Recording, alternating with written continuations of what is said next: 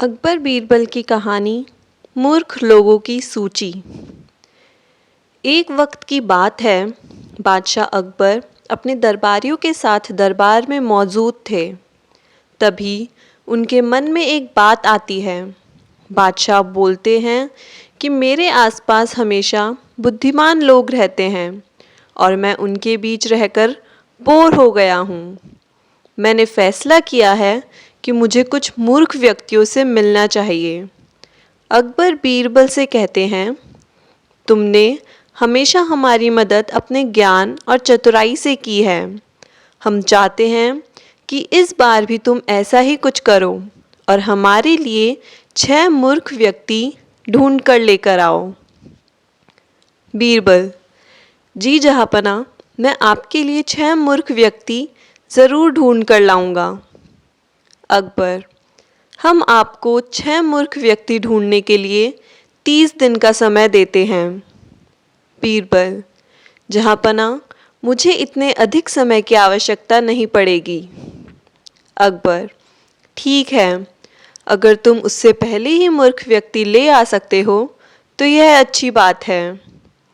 इसके बाद बीरबल मूर्ख व्यक्तियों की तलाश में निकल पड़ता है। बीरबल रास्ते में पूरा समय इसी सोच में था कि उसे वो मूर्ख लोग कहाँ मिलेंगे। तभी उसे गधे पर बैठा एक आदमी दिखाई देता है जो सिर पर घास की गठरी रखे हुए था।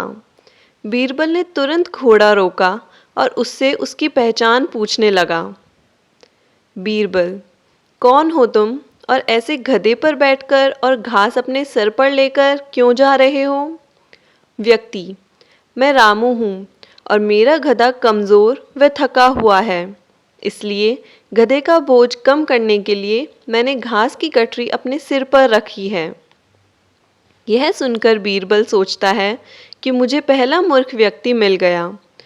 फिर बीरबल उससे कहता है कि तुम जानवरों के बारे में इतना सोचते हो, इसलिए मैं तुम्हें बादशाह अकबर से इनाम दिलवाऊंगा। यह कहकर बीरबल उस व्यक्ति को अपने साथ चलने के लिए कहता है।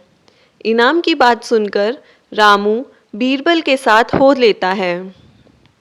बीरबल और रामू कुछ दूर चले ही थे कि बीरबल को 2 व्यक्ति आपस में लड़ाई करते हुए दिखाई दिए। बीरबल उन दोनों व्यक्तियों को लड़ने से रोकता है और उनसे पूछता है कि तुम दोनों कौन हो और किस बात के लिए लड़ रहे हो।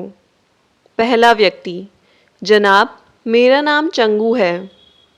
दूसरा व्यक्ति, और मेरा नाम मंगू है।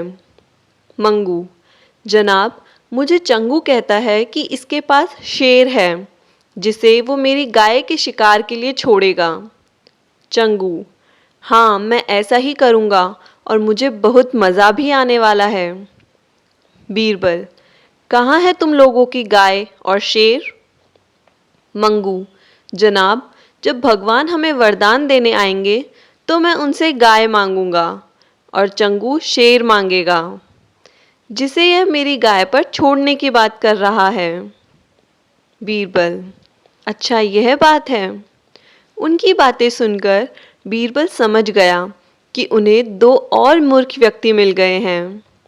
बीरबल इनाम की बात कहकर उन्हें भी अपने साथ ले लेता है। उन तीनों को लेकर बीरबल अपने घर पहुंचता है और फिर सोचने लगता है कि बाकी के मूर्ख व्यक्ति कहाँ से ढूंढ कर लाऊं। बीरबल उन तीनों मूर्खों को अपने घर में ही रहने के लिए कहकर बाहर चला जाता है। जब बीरबल और मूर्ख लोगों को ढूंढने के लिए बाहर आता है तो उसे एक व्यक्ति दिखाई देता है जो कुछ ढूंढता रहता है। बीरबल उसके पास जाकर पूछता है कि आप क्या ढूंढ रहे हैं? व्यक्ति, जनाब, मेरी अंगूठी कहीं गिर गई है जिसे मैं काफ़ी समय से खोज रहा हूँ, लेकिन मुझे नहीं मिल रही है। बीरबल, क्या आपको पता है कि अंगूठी कहाँ गिरी थी? व्यक्ति, दरअसल मेरी अंगूठी यहाँ से दूर उस पेड़ के पास गिरी थी, लेकिन वहाँ अंधेरा होने के कारण मैं यहाँ उसे ढूंढ रहा हूँ। बीरबल, अच्छा, यह बात है। आप कल हमारे साथ बादशाह के दरबार में चलो। मैं बादशाह अकबर से आपको दूसरी अंगूठी देने के लिए कहूँगा। व्यक्ति, अच्छा ठीक है फिर, खुश होकर। अगले दिन सुबह बीरबल दरबार में उन चारों मूर्खों को लेकर पहुंचता है।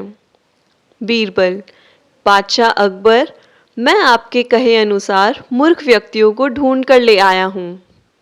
अकबर, बीरबल, तुमने तो एक ही दिन में मूर्ख व्यक्ति ढूंढ लिए। क्या हमारे राज्य में मूर्खों की संख्या अधिक है और तुम यकीन के साथ कैसे कह सकते हो कि ये व्यक्ति मूर्ख है? बीरबल ने बादशाह से सारी बातें बताईं। फिर अकबर कहते हैं कि ये तो केवल 4 ही लोग हैं, बाकी के 2 मूर्ख कहाँ हैं? बीरबल, जहाँपनाह, यहाँ पर 6 मूर्ख व्यक्ति हैं। अकबर, यहाँ कहाँ है और कौन है, हमें भी बताओ। बीरबल, जहाँपनाह, एक तो मैं स्वयं हूँ। अकबर, तुम मूर्ख कैसे हुए? बीरबल, मैं इसलिए मूर्ख हूँ क्योंकि मैं इन मूर्खों को खोज कर लाया। अकबर, फिर अकबर हंसने लगता है और कहता है कि मैं समझ गया कि दूसरा मूर्ख कौन है, पर मैं तुमसे सुनना चाहता हूँ।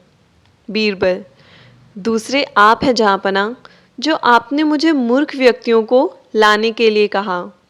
बीरबल की बातें सुनकर अकबर उसकी प्रशंसा करने लगते हैं और कहते हैं कि बीरबल के पास हर सवाल का जवाब होता है।